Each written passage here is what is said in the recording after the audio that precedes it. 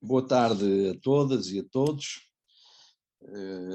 Agradeço o convite e aproveito o facto de ser a primeira vez que participo numa atividade do Centro de Formação José Salvado Sampaio, por fazer uma referência àquele que é o patrono do centro e que no meu entender, um bom exemplo do que é a construção desta profissão e um bom exemplo de um homem bom, um cidadão exemplar e alguém que dedicou toda a sua vida à construção de projetos de justiça social. Digo, foi um dos meus mestres, não apenas porque o conheci antes do 25 de Abril, foi uma das personalidades que acompanhou os jovens professores que tiveram na origem dos grupos de estudo. Ele era mais velho, era professor efetivo, mas que nos acompanhou com alguns outros.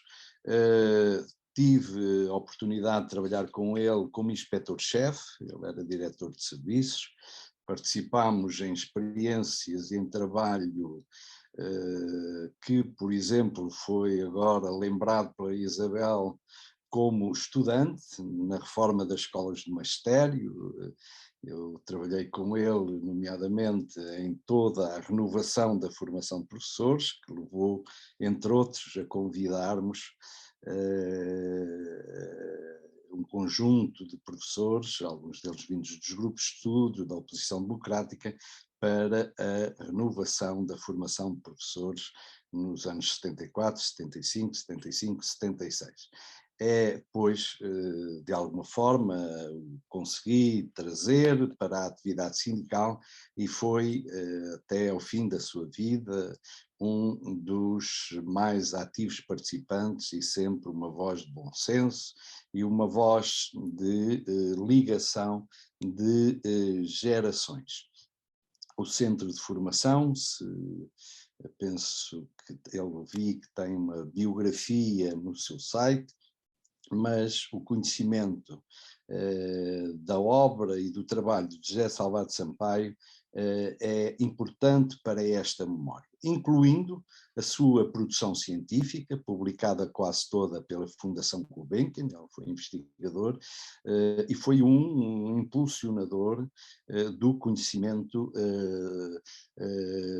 da ação da Primeira República, e nomeadamente um daqueles que fez a transição do conhecimento construído durante a ditadura para a democracia, para aquilo que hoje podemos dizer que são as modernas ciências da educação em Portugal.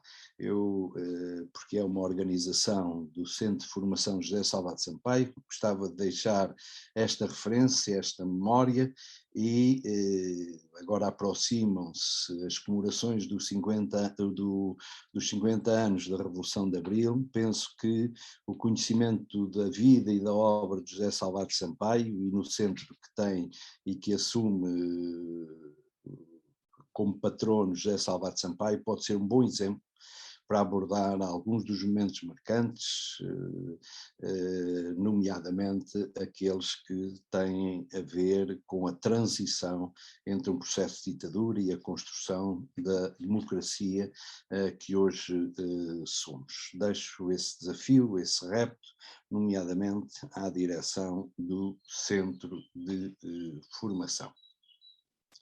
Entrando propriamente naquilo que me convidaram, eu quero desde já dizer que, embora o seminário seja sobre identidade e profissionalismo, eu não vou utilizar este segundo conceito de profissionalismo. Eu parece-me bem mais ajustado, tive a oportunidade de dizer isso numa outra iniciativa da FENPROF, o conceito de profissionalidade docente. que conjuga o conceito de profissionalismo com outras dimensões, nomeadamente, agora muito sublinhadas pela Isabel, de natureza éticas e políticas, e que são, e que eu particularmente valorizo muito. Na literatura, eu penso que muitos, alguns dos quase 500 participantes, tenho aqui a indicação que estão 490 participantes online, seguramente alguns trabalharam estas questões, a literatura sobre isto faz a distinção entre estes conceitos de profissionalidade, profissionalismo, profissionalização. Penso que uma busca simples no Google encontra alguns trabalhos da Maria do Céu Roldão, encontra alguns trabalhos de autores brasileiros, a Iria Brzezinski e outros, que poderão justificar melhor a opção que eu faço. E esta opção tem a ver fundamentalmente, porque neste termo, neste conceito, ele relaciona-se não apenas com a qualidade da prática profissional, com o desenvolvimento das competências e das capacidades profissionais, mas também com a integridade do trabalho docente, a responsabilidade individual e comunitária, o compromisso ético e político do professor. Portanto, é um termo mais compósito, mais abrangente, e por isso irei fundamentalmente utilizar não profissionalismo, mas profissionalidade docente. A segunda nota que eu queria deixar é que este não é o meu campo de pesquisa, portanto, aquilo que eu aqui irei dizer não resulta de um trabalho sistemático de pesquisa. Foi no final do século XX, na década de 90, fiz alguns trabalhos ligados a mim quando saí da atividade sindical, mas foi depois, sobretudo, no princípio do século atual, do século XXI, que fui obrigado a meter-me nisto quando fui convidado para assessorar, como é que se perde da parte de Portugal, um estudo que estava a ser desenvolvido na União Europeia sobre os professores e que, no fundamental, veio a dar um livrinho que foi publicado pelas edições da Páginas de Educação, ainda pelo João Paulo Serralheiro, chamado Professores para quê? Mudanças e desafios na profissão docente, que é este livrinho branco, que eu presumo que deve haver alguns exemplares, ou está esgotado, está datado, obviamente, e que resultou de um relatório que me foi pedido e que eu depois adaptei para publicação em língua portuguesa. Alguns de vocês seguramente leram, ou talvez aqueles do Norte, os mais velhos, claro, que isso já foi no tempo quase da pré-história, da profissão, mas foi nessa altura que eu trabalhei também algumas destas coisas. E a terceira questão é para referir aquilo que foi no resumo e que estava no site, no resumo que me foi pedido, penso que foi pela Ana Simões, para esta nossa conversa, para esta conversa. E eu nesse resumo sublinho uma coisa que escrevi em tempos para um encontro de historiadores de educação portugueses e espanhóis, e que basicamente vai buscar à sociologia do trabalho o conceito de identidade. Para quem trabalha estas coisas, há um autor, hoje já existem outros, mas quando eu trabalhei, que era muito importante, chamado Claude Dubar, Claude Dubarre, e depois poderei escrever aí no chat como se escreve, porque às vezes a pronúncia fica Claude Dubarre, um francês que tem alguns trabalhos publicados em Portugal e que desenvolve esta questão das identidades numa perspectiva que me parece muito interessante e operativa, e que basicamente é a de considerar que a questão de uma identidade profissional é simultaneamente um processo individual e coletivo. Isto é, as identidades não se transmitem, não é algo, mas constroem-se num contexto. Isto é, cada um de nós constrói a nossa identidade, mas constrói em contextos. E, portanto, este é um processo simultaneamente pessoal e que não pode ser substituído por outra coisa, mas é coletivo, é num contexto de vida, num contexto de trabalho, num contexto formativo, num contexto. E, portanto, isto se coloca a construção da identidade entre a biografia e o relacional. A biografia e o relacional. Se nós adotarmos esta concepção de Claude Dubarre, é extremamente importante para a formação de professores, por exemplo, logo a formação inicial, foi aliás dado o exemplo biográfico da Isabel, não é? Como entra, como é a sua construção, mas também para as instituições de formação de professores, nomeadamente as universidades, que agora estão confrontadas com a urgência de rever toda a concepção da formação inicial de professores, mas também para os sindicatos, isto é, qual é o papel dos movimentos sociais, e os sindicatos são os movimentos sociais mais amplos e existentes, qual o papel na construção destas identidades. Portanto, eu sublinho, e que estava na introdução, esta questão da identidade como um processo de construção desta profissionalidade como algo que é pessoal e coletivo, que é biográfico e relacional. E é a partir daqui que eu vou, de uma forma, eu quero de fazer uma confissão, não tive muito tempo para preparar e, sobretudo, para introduzir contributos novos, mas para esta nossa conversa, esta vida não nos dá o tempo todo que nós desejaríamos, sobretudo para este nosso trabalho de produção de conhecimento, mas vou deixar alguns tópicos fruto mais de outros trabalhos e de alguma experiência adaptados agora aos contextos presentes. E esse depois eu estou disponível para o debate que nós temos, salvo erro até às 8 da noite, na hora de Lisboa, para depois podermos de uma forma, não será tão informal, porque com tanta gente e da forma como estamos à distância, mas de qualquer forma responder a essas questões. O primeiro tópico é para referir o seguinte.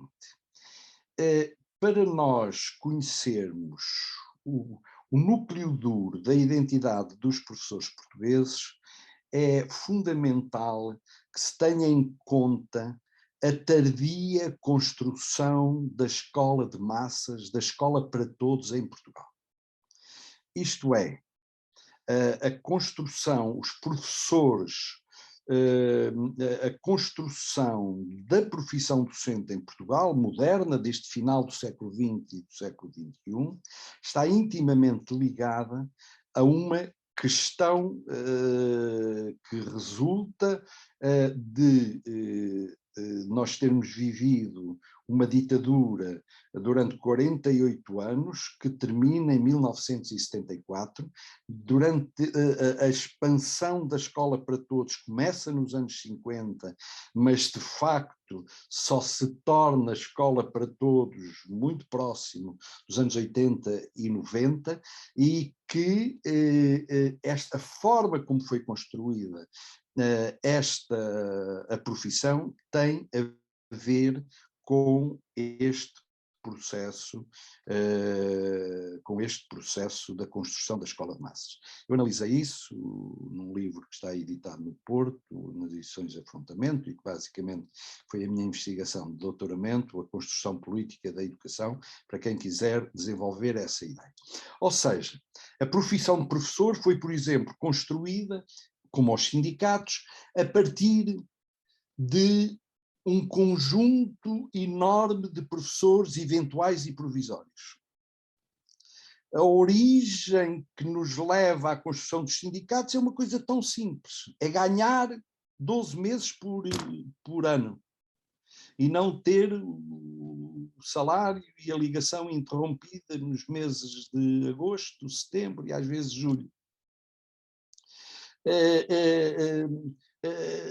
Nos anos, pouco antes da Revolução, havia setores em que 60%, 70% era constituída por professores eventuais provisórios, muitos deles sem habilitação científica e ainda mais sem habilitação pedagógica. Só nos anos 80, com a profissionalização em exercício, é que fundamentalmente a generalidade dos professores obtém uma qualificação, tanto no científico como pedagógico. Portanto, esta identidade é construída tendo em conta este processo, muito mais tardio. Muito diferente, provavelmente, daqueles que fizeram a pergunta à Isabel Batista em Roma, quando ela, jovem professora, foi participar num desses debates. Isto é, esses países fizeram a construção da escola de massas muito mais cedo. Seguramente ela e a Manuela eram as mais novas, como eu fui, quando fui presidente do SPGL e secretário-geral, era sempre normalmente o mais novo, os meus colegas estavam todos em fim de carreira, não é? Estavam todos em fim de carreira, tem a ver com a forma como é construída a escola de massas em Portugal. O segundo tópico tem a ver com a seguinte afirmação. O movimento sindical dos professores, sendo a mais expressiva manifestação de associativismo profissional, constitui um espaço privilegiado dos estudos dos processos de afirmação da crise e das identidades docentes. Ou seja, a profissão como a temos foi construída num contexto. E o contexto foi, que ainda hoje tem traços, ainda hoje mantém muitos desses traços, de uma enorme participação na vida escolar, numa enorme participação na resolução dos problemas da educação e dos problemas profissionais. Isto é, uma articulação sempre muito estreita entre aquilo que nos anos 70 chamávamos a democratização da escola e os direitos profissionais dos professores, consubstanciados ou não, chamado Estatuto do Professor. O movimento sindical foi construído a partir desta articulação, desta ligação do professor, não apenas como uma atividade relacional, mas aquele que é responsável e que medeia com o Estado de Providência, que garante um direito social, um direito universal à educação. Não apenas no acesso, mas no sucesso. A democratização não é um problema apenas de acesso, de abrir a escola a todos, é de permitir que todos tenham as aprendizagens até ao máximo das suas potencialidades. E uma terceira dimensão, que está na questão da democratização, que é a participação. A democracia vive-se, aprende-se vivendo, e, portanto, as escolas são espaços públicos democráticos. Depois, se vocês quiserem teorizar, a Isabel, que é filósofa, sabe isso, se for para aqueles conceitos do Habermas e do espaço público, depois do Freire, da teoria crítica, da importância do diálogo, tem toda essa coisa. Mas nós não poderíamos, nem precisamos de, digamos, de ir a esse formalismo, mas esta ideia. E este é o terceiro tópico. A minha convicção, de quem hoje está fora da atividade sindical e, portanto, com uma relação fundamentalmente que mantenho hoje com a educação básica e secundária, é pelos meus estudantes de mestrado e doutoramento e pelo trabalho que desenvolvo com eles, portanto não é um trabalho direto, mas, portanto, estava eu a dizer, a convicção que eu tenho hoje é que nós vivemos um tempo de transição. Este tempo está a acabar. Este tempo está a acabar. E vamos ter novos tempos em que as identidades resultam de outras sociabilidades. A minha geração, a minha geração já se reformou. A geração da Isabel está quase. Ou alguns já se reformaram. Quando eu digo a geração da Isabel, é aquela que se formou, penso que entrou para a Escola de Magistério em 74, não é? Entraste para teres o Bento morreu muito cedo,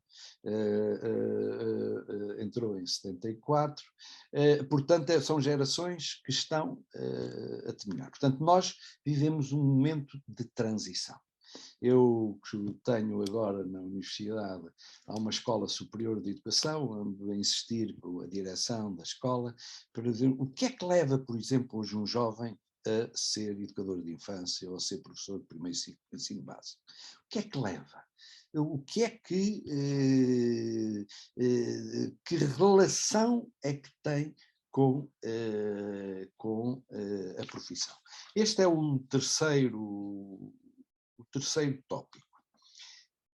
E que é um terceiro tópico que nós depois podemos ver mais, porque tem a ver com uma questão que, aliás, a Isabel colocou e que está muito bem, a meu ver, muito bem desenvolvido no último relatório da Comissão Internacional da Unesco, que teve o António Novoa como chair, como coordenador da redação, e por aquilo que eu conheço e até do estilo, é fundamentalmente escrito por ele, pelo menos as sínteses mais criativas são da sua autoria. É um documento muito interessante, em primeiro lugar pela sua modéstia, por não querer introduzir nenhuma revolução conceitual, aquelas coisas que ficam, mas sobretudo por reconhecer a enorme riqueza do que se faz, que normalmente não é valorizada. Mas tem algumas propostas muito interessantes. Por exemplo, aos professores tem propostas interessantíssimas. Para a formação de professores tem uma proposta-chave. Terminar com a ideia de uma profissão, de um profissional isolado, daquele que é o imperador da sua sala de aula. Isto é, todo um processo que implica um outro tipo de formação, uma formação clínica, trazida para o interior da escola e dos contextos de trabalho, e que implica uma outra concepção de trabalho. E tem uma questão de fundo, e que a diferencia de outras organizações, nomeadamente aquela que hoje mais pesa no discurso político e público, que é a OCDE, que é a ideia da educação como um bem comum, e a ideia de, incluindo, e tem sido agora, nos últimos tempos, objeto do meu trabalho, a ideia de que, muito bem, todo o respeito pelas diferenças na luta pela igualdade, mas há comuns globais à humanidade,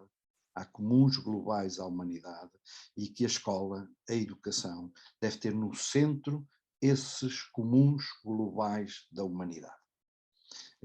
No momento em que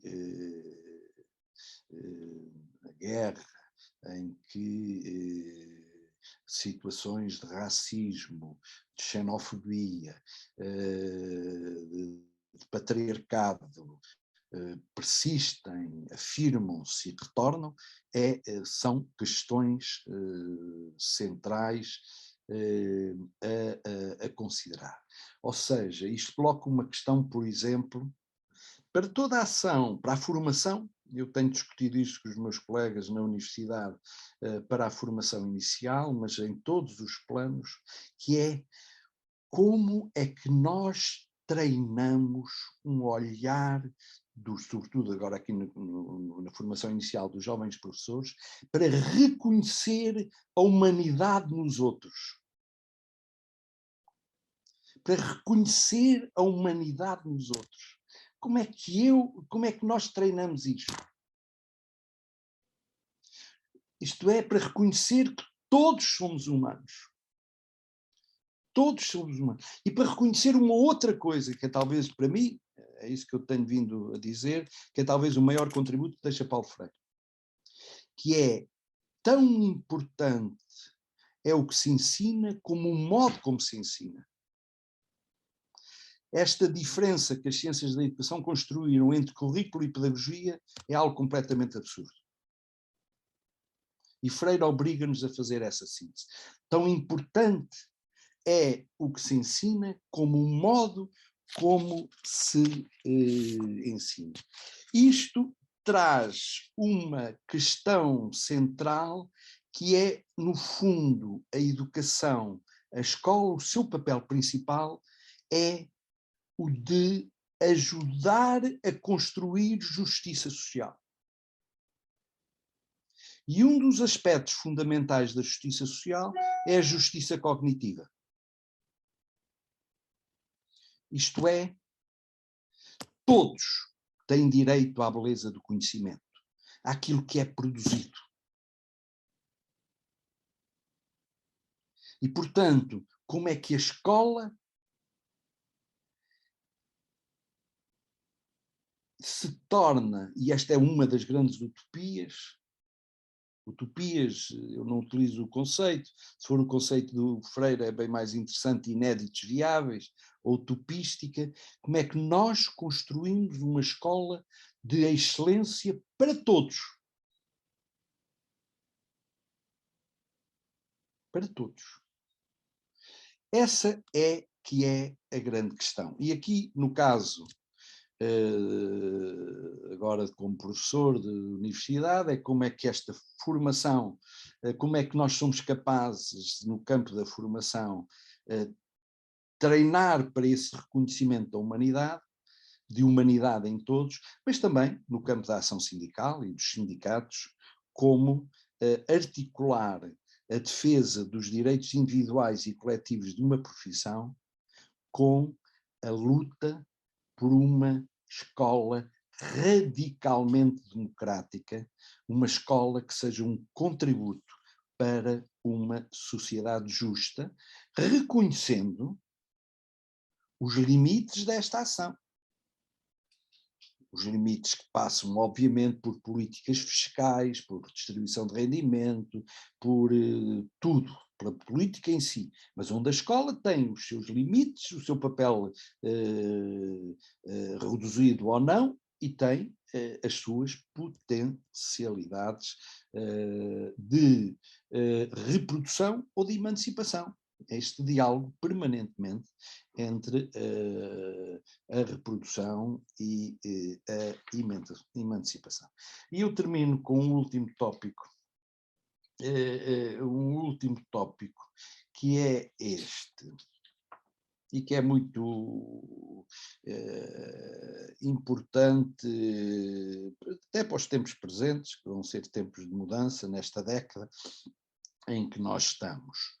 Os professores constituem um grupo profissional de elevada aceitação social, mas em contraponto com uma fraca autoestima. Isto é, e eu penso que, inclusive, neste tempo pós-Covid, foi muito importante para revalorizar o papel social dos professores, que depois não tem contraponto nem na ação política e nas prioridades governativas, não apenas em Portugal, mas em muito poucos outros países, e que era, aliás, um momento fundamental, porque os problemas demográficos permitiam fazer,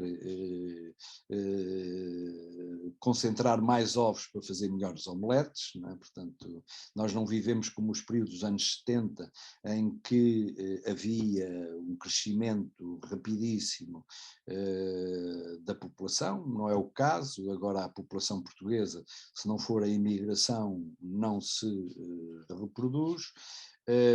Mas, portanto, e ao outro lado também os professores têm uma autorrepresentação muito inferior àquela que a sociedade tem do seu papel. Claro que isto não é igual em todas as camadas sociais. Nós, quando analisamos isto na sociologia, vemos que normalmente os conflitos maiores estão nas classes médias, portanto, mas de qualquer forma este é um tópico que eu deixo e achei bem. Eu passei só de raspão pelo último congresso da FENPROF, mas na abertura, o voltar à campanha do dar rosto ao futuro, esta ideia do tempo dos professores, parece-me bastante bem, sobretudo se isto permitir chegar mais longe e reforçar alianças sociais,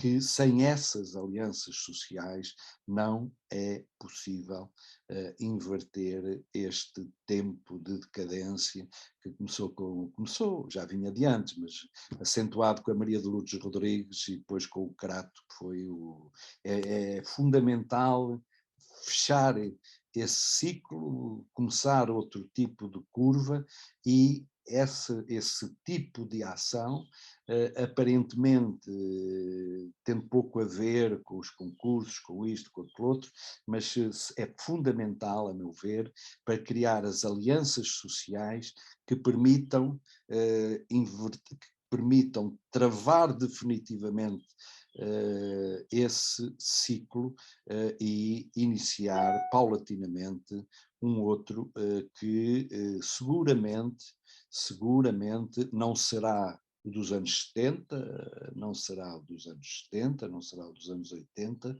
mas este é também o papel das organizações. As organizações aprendentes são aqueles que aprendem com os seus erros, com as suas vitórias, e portanto, e normalmente numa organização social é com a sua democracia interna que isto se resolve, e sobretudo tendo com uma visão, um olhar e uma condução, e aqui volto a dizer, e é com isto que eu termino, a educação só merece a pena quando é um projeto de justiça social. A escola só merece a pena sermos professores quando somos militantes da justiça social, quando acreditamos que podemos fazer alguma coisa pelo outro e, sobretudo, podemos fazer o mais possível por aqueles que têm menos voz, que têm menos presença, daqueles que precisam da escola para aceder ao conhecimento. Não tanto os meus filhos, os meus netos, aqueles que aprendem em casa, não, aqueles que menos voz têm, aqueles que menos poder têm, são seguramente a nossa maior missão. Porque a existência da coesão social, dessa justiça social, é a condição para podermos viver juntos. Para podermos viver juntos. Só podemos viver juntos se conseguirmos encontrar essa capacidade de, ao mesmo tempo que reconhecemos as diferenças, também lutamos pela igualdade e reconhecemos que todos somos humanos no mesmo mundo. E isto às vezes diz, isto é conversa, pá, conversa de sociólogo, conversa de quem não está na escola. Transformar isto em projetos educativos, transformar isto, o viver juntos numa escola e numa turma, é uma questão central. Eu insisto muito, aliás, ainda ontem estava com uma turma do mestrado de Administração Educacional, que é como é que nós podemos operacionalizar estas dimensões do viver juntos. Como é que podemos operacionalizá-los? E o viver juntos é também levar o mais longe possível as capacidades de cada um. Isto é uma das dimensões fundamentais da justiça social, não é só a igualdade de oportunidades, é o desenvolvimento das capacidades de cada um com um pleno sentido de liberdade. Muito obrigado, nós vamos estar por aqui pelo menos mais algum tempo, eu e a Isabel e muitos outros, seguramente há aí questões, eu não tenho conseguido acompanhar, mas agora vocês aí é que gerem o debate. Manuel Esteves, a palavra terminei.